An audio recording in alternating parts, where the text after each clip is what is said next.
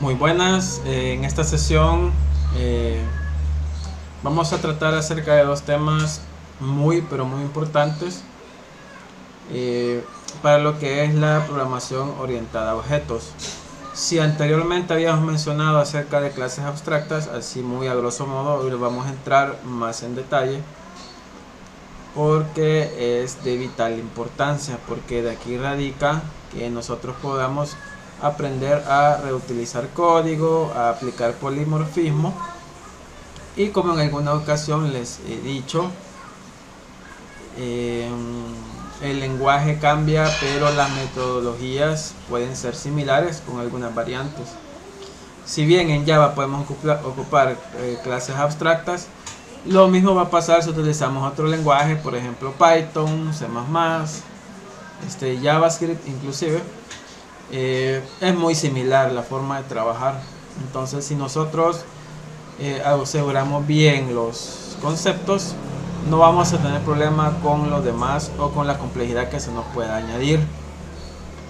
Bien, entonces vamos a empezar, y como les digo, el tema de hoy es clases abstractas e interfaces. Muy bien, una vez que dimos el preámbulo de lo que es el tema, vamos a iniciar con lo que es la definición de la clase abstracta. Aquí he puesto una definición sumamente resumida. Como les he dicho en algunas ocasiones, a mí no me gusta mucho la teoría, a mí me gusta ser sumamente concreto.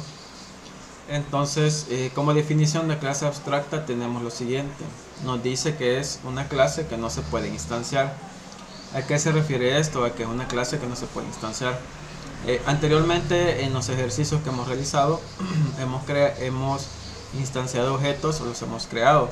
Cuando aplicamos el comando new y luego precedido con el tipo de clase que queremos instanciar. Aquí no se puede hacer eso, o sea que yo no puedo crear instancias de una clase abstracta. Entonces, pero entonces, ¿cuál es la funcionalidad de la clase abstracta? Entonces, aquí aparece esa interrogante o esa afirmación y nos dice que se usa únicamente para definir subclases. O sea que nosotros bien podemos implementar una clase abstracta y podemos utilizar sus métodos, pero no podemos crear instancias de una clase abstracta. Entonces pasamos a lo siguiente. Aquí tenemos un ejemplo muy concreto de una clase abstracta a través de código y a través de estos bloques. Y tenemos lo siguiente. Tenemos el código, vemos la declaración. Nosotros, para declarar una clase abstracta, inicializamos de la siguiente manera. Tenemos public, el alcance de este objeto o el modificador de acceso es público. Luego viene la declaración, que es abstract. Luego clase y luego el nombre de la clase abstracta. En este caso es un polígono. Tiene una propiedad que es lados, que es de tipo integer, por así decirlo. Y tenemos un método set que sirve para setear lo que es la propiedad. Recordemos que los setters son para setear o asignar valores a propiedades, y los getters son para obtener los valores de las propiedades o los atributos. Bien, entonces luego sigue esta declaración, que es un método abstracto. Obsérvese bien que está declarado de tipo público. Luego asignamos la palabra reservada abstract. Estamos diciendo que el método es abstracto y que es de tipo double. Y el nombre del método se llama getArea o obtener área, y no recibe atributos.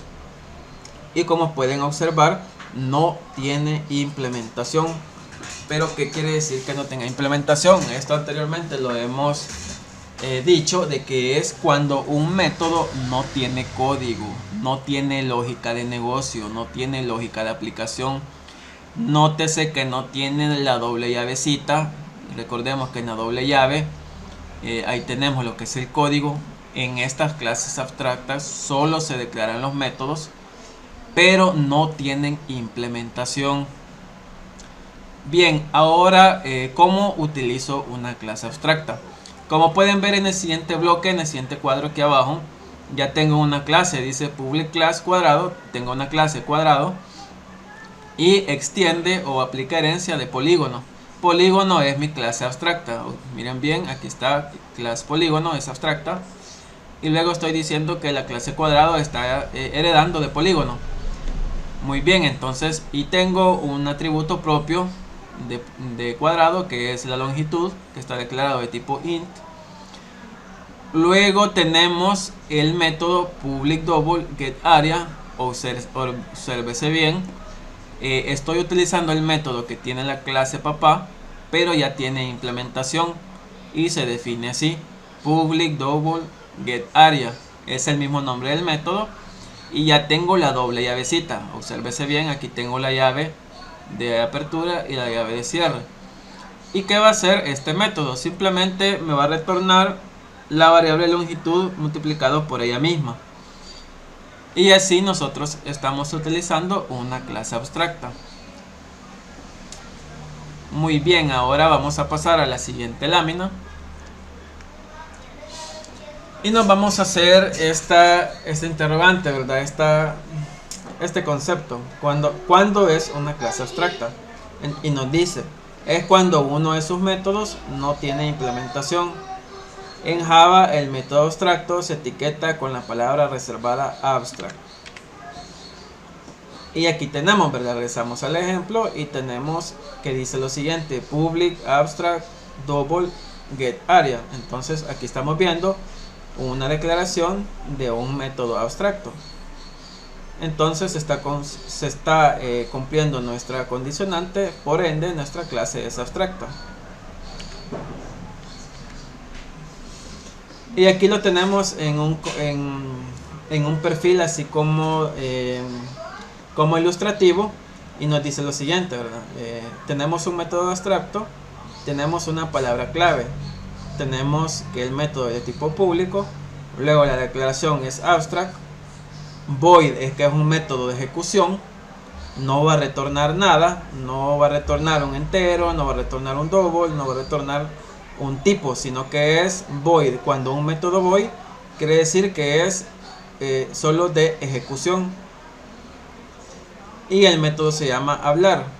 Y luego para terminar el método, pues en todas las instrucciones de Java, como hemos venido trabajando, siempre terminamos con punto y coma, y nos sale esta como banquita, ¿verdad? Que nos dice que un método abstracto no tiene cuerpo y solamente nos sale la cabeza, ¿verdad? Y no tiene cuerpo. Entonces básicamente eso es lo que estamos haciendo. Continuando con este ejemplo, como les comentaba, hay una consideración a tener en cuenta, y que sale aquí, ¿verdad? Nos dice: si declaras un método abstracto, entonces la clase debe ser abstracta. No se puede tener un método abstracto en una clase concreta. Eso hay que tenerlo muy en cuenta. Entonces nuestros métodos abstractos tienen que estar siempre en una clase abstracta. Esa consideración hay que tenerla muy en cuenta. Ahora bien, ¿cuándo debemos utilizar las clases abstractas? Y nos dice lo siguiente: cuando deseamos definir una abstracción que englobe objetos de distintos tipos y queremos hacer uso del polimorfismo. ¿Qué quiere decir esto? Si nosotros tenemos una clase papá, digamos, por ejemplo, vehículo, es una clase que hemos estado mencionando bastante. Vehículo, podemos declararle propiedades genéricas y podemos declararle métodos genéricos o métodos abstractos, ¿verdad? Entonces, y cuando nosotros aplicamos herencia, por así decirlo, sobre un objeto pickup, digamos, objeto pickup, entonces agarramos los métodos que hereda la clase papá, que sería vehículo, y ya podemos utilizarlos según como nosotros queramos, ¿verdad? Entonces, y de igual forma, si creamos otro objeto, por ejemplo sedán, un objeto sedán que es un vehículo de 4 puertas y un baúl pequeño, por así decirlo, también podemos utilizar los métodos que trae nuestra clase abstracta. Entonces ahí estamos utilizando el polimorfismo, porque el método tiene diferentes comportamientos en diferentes objetos. Bien, ahora vamos a contextualizar cómo sería esto, ¿verdad? Tenemos acá una figura de una clase abstracta que tiene un atributo X y un atributo Y, que podría ser lo que es un plano cartesiano, el eje de las X, el eje de las Y. Y tenemos un método que es área. Tenemos un método que es área.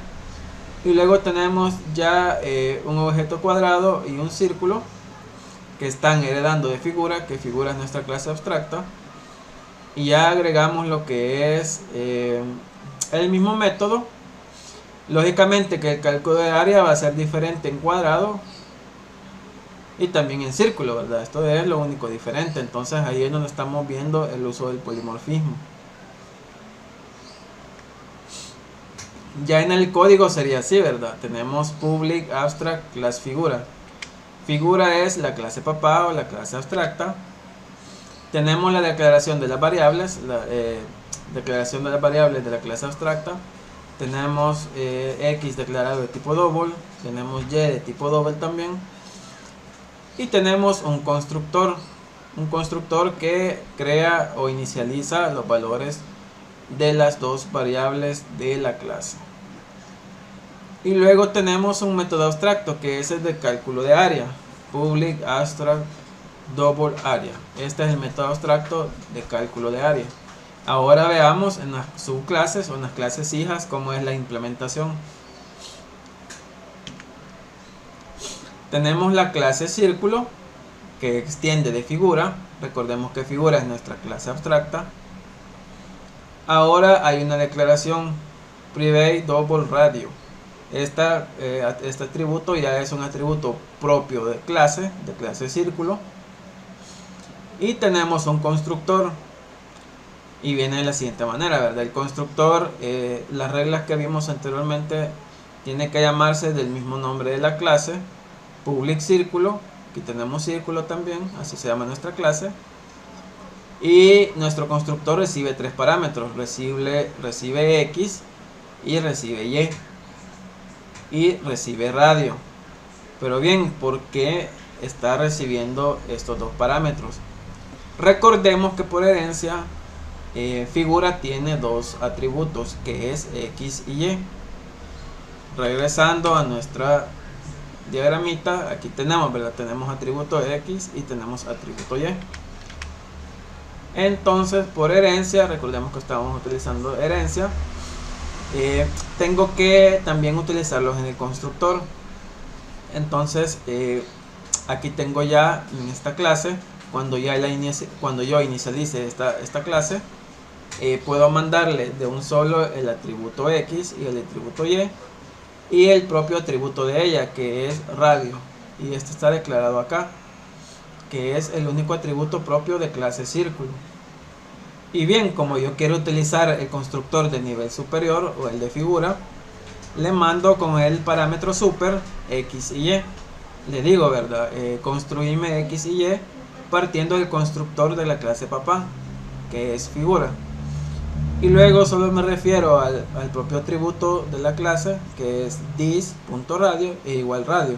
Estoy diciendo que lo que viene acá en el parámetro de constructor sea igual al atributo que tengo en esta clase.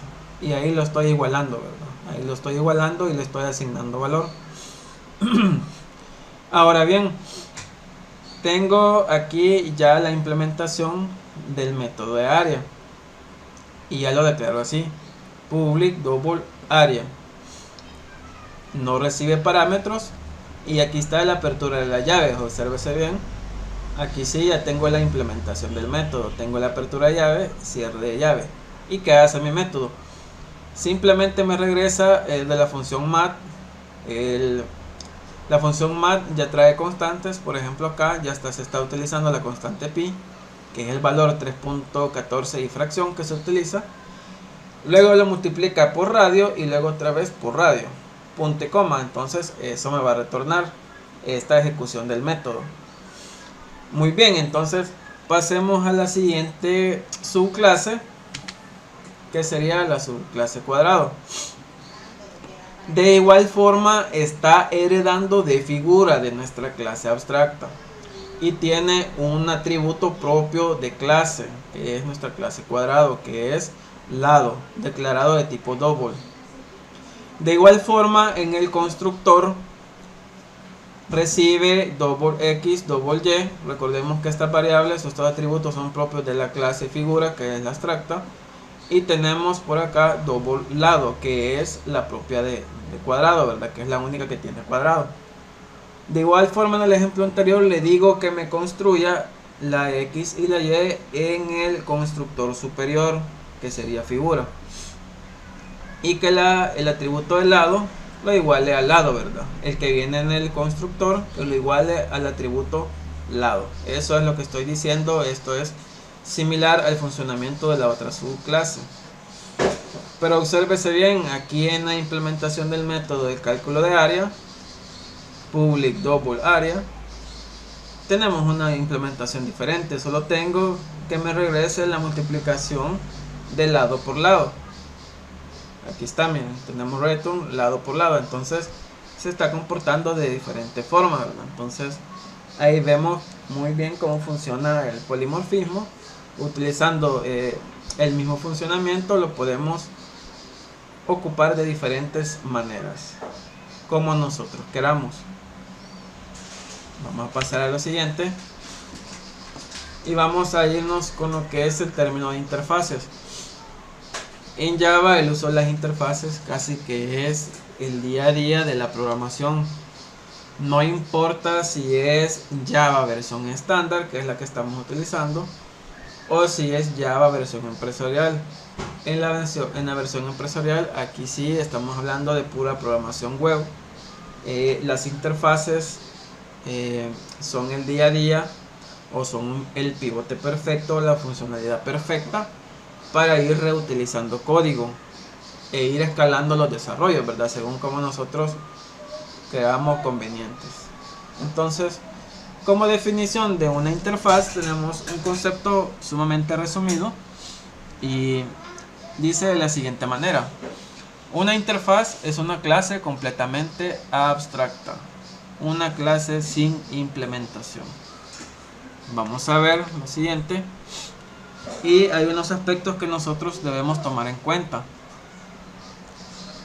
Y es lo siguiente: en Java las interfaces se declaran con la palabra reservada interface. Nosotros, cuando ya estemos en la creación de interfaces, vamos a ver cómo el IDE de desarrollo, en nuestro caso particular NetBeans, simplemente con la acción que nosotros le digamos créame una interfaz, nosotros no tenemos que codificar nada para inicializarla, ¿verdad? Sino que él simplemente la va a inicializar y ya nos va a crear nuestra palabra reservada, que sería interfase. Y aquí dice de manera similar a cómo se declaran las clases abstractas. Hay una similitud, solo cambian las palabras reservadas. Como segundo punto que debemos considerar, dice lo siguiente: en la declaración de una interfaz, lo único que puede aparecer son declaración de métodos. Entonces todos nuestros métodos no tienen que tener implementación. Ya vamos a ver por qué. Y nos aparece entre paréntesis: solo debe tener su nombre y signatura, dice, sin su implementación. Ya vamos a ver un ejemplo más concreto. Y nos dice que también las interfaces pueden tener constantes simbólicas. Luego el tercer literal a tomar en cuenta nos dice que una interfaz no encapsula datos, solo define cuáles son los métodos. Entonces, cuando nos dice que no encapsula datos, es que no puede retener datos o no puede haber atributos para inicializar. Ya vamos a ver cómo funciona eso con los ejemplos que vienen posteriormente. También nos dice de que define solo los métodos que se deben de implementar. Cuando nosotros implementamos una interfaz, inmediatamente el IDE de desarrollo, en nuestro caso NetBeans, nos va a decir que en esa implementación de interfaz existen varios métodos y que debemos implementarlos. Entonces nosotros vamos a aceptar la sugerencia y él automáticamente nos va a sobreescribir los métodos que tiene la interfaz. Eso lo vamos a ver ya cuando estemos utilizando el IDE de desarrollo. Bien, vamos a pasar a la siguiente lámina. Vamos a ver un ejemplo de interfaz, solo que basándonos con el primer ejemplo de la interfaz abstracta. Nótese aquí en este diagrama que ya no tenemos el atributo X ni Y, que les dije que era para utilizarlo como un plano cartesiano, ¿verdad? No tenemos esos dos atributos, no aparecen. Ahora solo dice que dejamos el método abstracto área y ya tenemos una interfase. Pero bien, ¿cómo sería esa declaración de interfase? Sería de la siguiente manera: public interface figura. Esa sería la declaración y este sería el método a implementar por esa interfaz.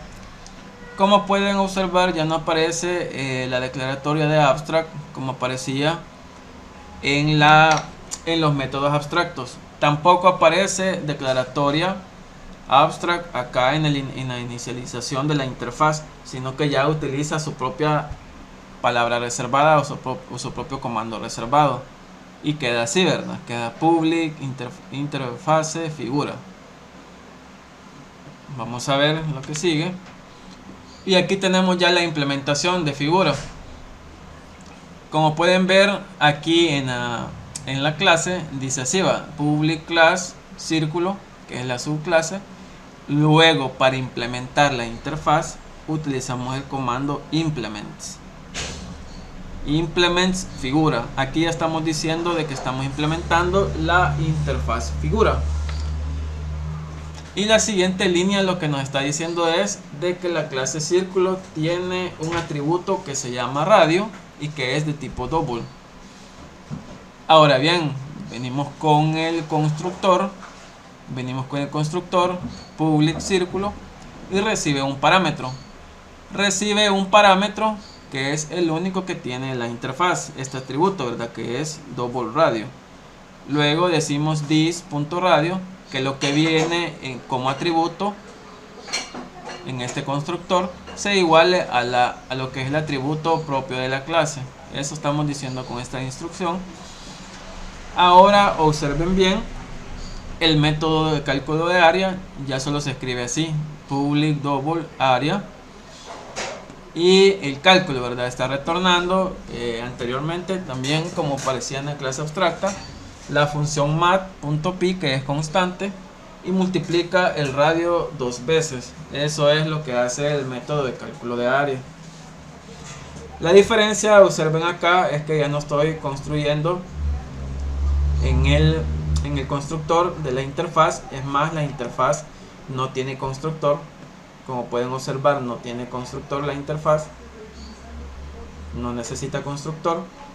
Entonces acá ya no estoy diciendo que en el mismo constructor se construya en la clase principal. Eso ya no se utiliza. Vamos a la siguiente subclase. La siguiente subclase es cuadrado y está implementando de igual forma la interfaz figura y declara una variable propia de clase que es lado, double lado, luego el constructor public cuadrado y lo que viene como parámetro en el constructor, que es lado, que lo iguale, ¿verdad? Que lo iguale al atributo que es propio de la clase. Eso es lo que está haciendo. Y luego en el método que tiene la interfaz ya se define de esta manera: public double area, y simplemente me va a retornar lado por lado, que ya es el cálculo de área. Entonces, como pueden observar, se resume más el código. Ya no estoy utilizando super para mandar a construir las otras variables en el constructor de la clase papá. Aquí ya no se utiliza, simplemente utilizamos implements. Eso sería todo. Bien, hay unos considerandos para poder implementar una interfaz y consta de 3 literales. Y nos dice así: en Java, para indicar que una clase implementa una interfaz, se utiliza la palabra reservada implements. Aquí lo tenemos, ¿verdad? Implements. Y luego el nombre de la interfaz, que sería figura. El segundo considerando dice lo siguiente: una vez declarando la implementación de la interfaz, deberemos sobreescribir los métodos de la interfaz y asignar nuestra lógica de programación. Eso es lo que le comentaba. Cuando hagamos ejercicios, vamos a ver cómo definimos interfaces, y al momento de aplicar la palabra implements y luego la interfaz, el IDE de desarrollo automáticamente nos va a dar una advertencia de que esa interfaz tiene métodos a implementar, y nosotros solo vamos a aceptar la sugerencia y él solito va a realizar la sobreescritura de los métodos. Eso lo vamos a comprobar con la guía práctica para que ustedes vean cómo funciona la implementación de la interfaz y la sobreescritura de los métodos. Y también hay un considerando que hay que tenerlo muy en cuenta. Una clase puede implementar varias interfaces. O sea, yo puedo implementar 2, 3 interfaces, no hay problema. Luego nos dice que ahí, es contrario a la herencia, que solo podemos heredar de una clase. Cuando utilizamos la palabra reservada extends y estamos declarando herencia, solo podemos heredar de una clase. En las interfaces es diferente. En las interfaces podemos utilizar varias interfaces al mismo tiempo. Esa es su principal diferencia. Esto podría ser pregunta de examen, ¿verdad? Vamos a hacer un ejemplo así con diagramas, así como les presenté en la clase práctica de UML. Aquí, como pueden observar, también estamos utilizando diagramas de UML. Este es un diagrama de clases UML. Tenemos una clase que se llama cuadrado, se puede observar acá, public class cuadrado, extiende de figura o está heredando de figura, esta que está aquí, pero también está implementando funcionalidades de dibujable, que es esta que está aquí, y de rotable, que es esta que está aquí. Y aquí tiene las flechitas de relación. Cuadrado implementa de rotable e implementa de dibujable, y a la vez hereda de figura. Entonces, como se puede observar, estamos utilizando métodos de herencia y de aplicación de interfaces, y aquí estamos gestionando sumamente el código, compactándolo, reutilizándolo y haciéndolo por bloques, ¿verdad? Que es algo muy importante y que es parte de la filosofía de Java y de la orientación de objetos. Vamos a seguir viendo. Bueno, estos aspectos fueron los que quedaron en claro en la clase práctica, con la diferencia que la fecha de entrega la cambiamos para el... Es más, creo que me equivoqué en la fecha porque les había dicho que era viernes 17 y no fue así, sino que es viernes 19. Las disculpas del caso. Entonces, por eso quedó claro que la entrega de la tarea de la investigación es para el viernes 19. Viernes 19 a las 23:59 tiene que estar esa actividad en el aula virtual. Y las indicaciones o especificaciones de lo que se va a hacer en la investigación también quedó por sentado en la clase práctica, y de igual forma aquí están las especificaciones. Pueden referirse al video de la clase práctica y ahí van a encontrar los detalles. A esta hora de la grabación de este video, solo 4 grupos habían entregado los integrantes. La fecha máxima para enviar el listado de integrantes es hasta mañana, domingo 14 a las 23:59. Entonces los invito a que hagan sus grupos para que puedan ir trabajando. Entonces esta es la clase y yo me despido deseándoles bendiciones, y nos vamos a ver dentro de una semana aproximadamente. Bendiciones a todos. Solo un detalle, se va a habilitar un foro por cualquier duda, algún comentario que se quiera hacer respecto a este contenido. Ya está subida la presentación y sin ningún problema ustedes pueden hacer comentarios, preguntas en el foro que se va a habilitar. Muy bien, me despido y bendiciones a todos.